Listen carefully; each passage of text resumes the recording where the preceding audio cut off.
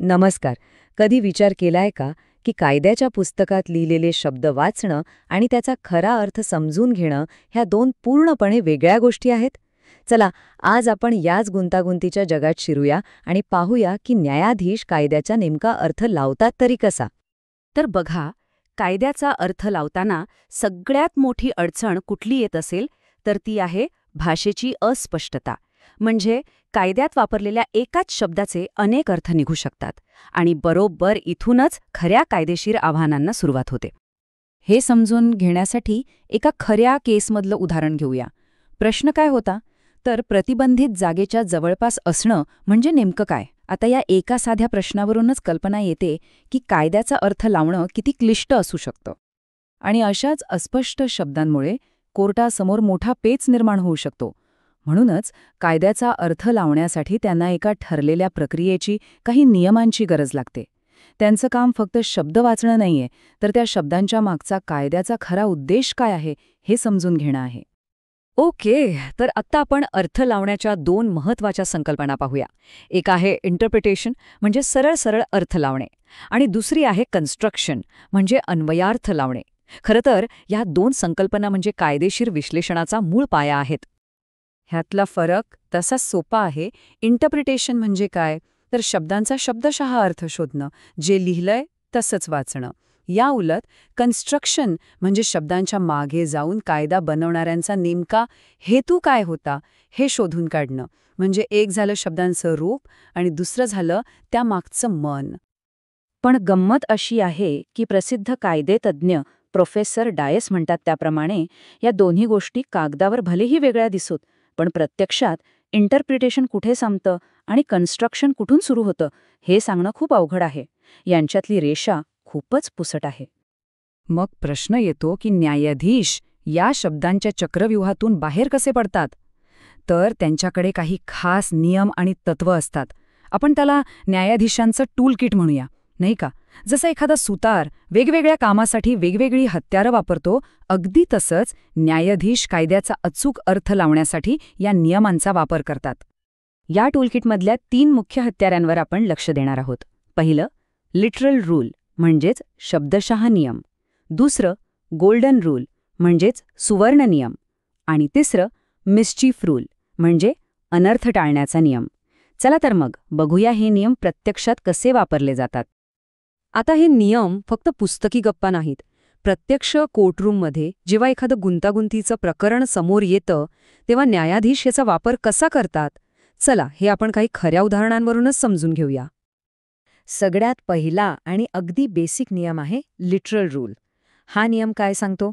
तर कायद्यातले शब्द जर एकदम स्पष्ट असतील, त्यांचा एकच सरळसोट अर्थ निघत असेल, तर कोर्टाने तोच अर्थ घ्यायचा, त्यात कोणताही बदल करायचा नाही, जसं लिहिलंय तसंच स्वीकारायचं. पण इथे एक मोठा पेच आहे. काय होईल जर त्या शब्दांचा सरळ शब्दशः अर्थ घेतला आणि त्यामुळे एखादा विचित्र, अन्यायकारक किंवा अगदी हास्यास्पद निकाल लागला तर? अशावेळी कोर्ट काय करणार?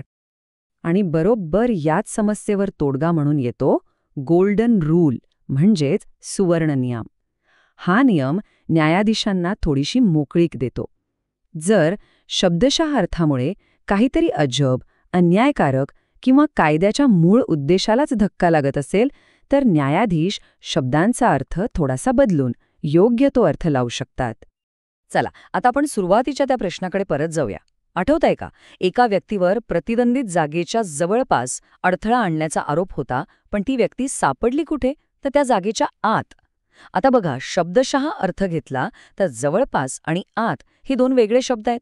मग तो माणूस कायद्याच्या कचाट्यातून सहज सुटणार का? आणि इथेच गोल्डन रूल कामी आला. कोर्टाने विचार केला की मुळात हा कायदा बनवला कशासाठी होता? उद्देश होता त्या जागेचं संरक्षण करणं. मग जर जागेच्या आत असलेल्या व्यक्तीला शिक्षा नाही आणि फक्त जवळपास असलेल्याला शिक्षा, तर तो कायद्याचा हेतूच फसेल ना. म्हणूनच कोर्टाने ठरवलं की जवळपास या शब्दात आत असण्याचा अर्थसुद्धा समाविष्ट आहे. किती हुशारीने विचित्र निकाल टाळला. आता वळूया न्यायाधीशांच्या टूलकिटमधल्या सगळ्यात पॉवरफुल टूलकडे, मिस्चीफ रूल म्हणजेच अनर्थ टाळण्याचा नियम. हा नियम शब्दांच्याही पलीकडे जाऊन बघतो. तो एकच प्रश्न विचारतो, हा कायदा का बनवला? समाजात असं नेमकं काय मिसचीफ किंवा अनर्थ घडत होता ज्याला रोखण्यासाठी हा कायदा आणावा लागला? हा नियम वापरण्यासाठी एका प्रसिद्ध हेडन केसमधून 4 प्रश्न पुढे आले. पहिला प्रश्न, हा कायदा येण्याआधी जुना कायदा काय होता? दुसरा, त्या जुन्या कायद्यात नेमकी काय अडचण होती, कोणती त्रुटी होती? तिसरा, नवीन कायद्याने त्यावर काय उपाय शोधला? आणि चौथा, सगळ्यात महत्त्वाचा, त्या उपायामागचं खरं कारण काय होतं? या 4 प्रश्नांची उत्तरं शोधली की कोर्ट कायद्याच्या मूळ उद्देशापर्यंत पोहोचतं. हे अजून चांगलं समजून घ्यायला एक फेमस केस बघूया. एका कायद्यानुसार रस्त्यावर उभं राहून ग्राहकांना बोलावणं हा गुन्हा होता. पण काही बायका रस्त्यावर न येता आपल्या घराच्या बाल्कनीतून किंवा खिडकीतून खाली रस्त्यावरून जाणाऱ्या लोकांना खुणावत होत्या. आता लिटरल रूल लावला तर त्या रस्त्यावर नव्हत्या, मग त्या दोषी ठरणार की नाही? या केसमध्ये कोर्टाने मिसचीफ रूल वापरला. त्यांनी विचारलं, हा कायदा कशासाठी बनवलाय? उद्देश काय? तर रस्त्यांना सार्वजनिक उपद्रवापासून मुक्त ठेवणं. मग तो उपद्रव रस्त्यावर उभं राहून करा किंवा बाल्कनीतून करा, अनर्थ तर तोच आहे, नाही का? त्यामुळे कोर्टाने निर्णय दिला की त्या महिला दोषी आहेत, कारण कायद्याचा हेतू महत्त्वाचा होता, त्यांची जागा नाही. आता आपण एका अशा नियमाकडे वळूया जो संपूर्ण कायद्याला एकत्र बांधून ठेवण्याचं काम करतो. याला आपण एक मास्टर की किंवा मास्टर टूल म्हणू शकतो. याला म्हणतात रूल ऑफ हार्मोनियस कन्स्ट्रक्शन किंवा सामंजस्यपूर्ण अर्थाचा नियम. कधीकधी काय होतं, एकाच कायद्यातले 2 कलम एकमेकांच्या विरोधात उभे ठाकल्यासारखे वाटतात. अशावेळी कोर्टाने त्यांचा अर्थ असा लावायचा की दोन्ही कलमांना महत्त्व मिळेल आणि त्यांच्यात एक सुसंवाद निर्माण होईल, म्हणजे कायद्याचा कोणताही भाग वाया जाणार नाही. तर आपण हे सगळे नियम पाहिले, लिटरल, गोल्डन, मिसचीफ. पण या सगळ्याचा आपल्यासाठी काय अर्थ आहे? कायद्याचा अर्थ लावण्याची ही किचकट प्रक्रिया इतकी महत्त्वाची का आहे? याचा आपल्या रोजच्या जगण्यावर काही परिणाम होतो का? हो, नक्कीच होतो. कारण याच नियमांमुळे कायद्याचं राज्य टिकून राहतं. न्यायव्यवस्थेत एकसारखेपणा आणि निष्पक्षता येते. ज्यांनी कायदा बनवला त्या लोकप्रतिनिधींच्या इच्छेचा सन्मान होतो. आणि सगळ्यात महत्त्वाचं, काळ बदलला तरी जुने कायदे नवीन परिस्थितींना लागू करता येतात. नाहीतर हुशार लोक शब्दांचा खेळ करून कायद्यातून पळवाटा शोधतच बसतील.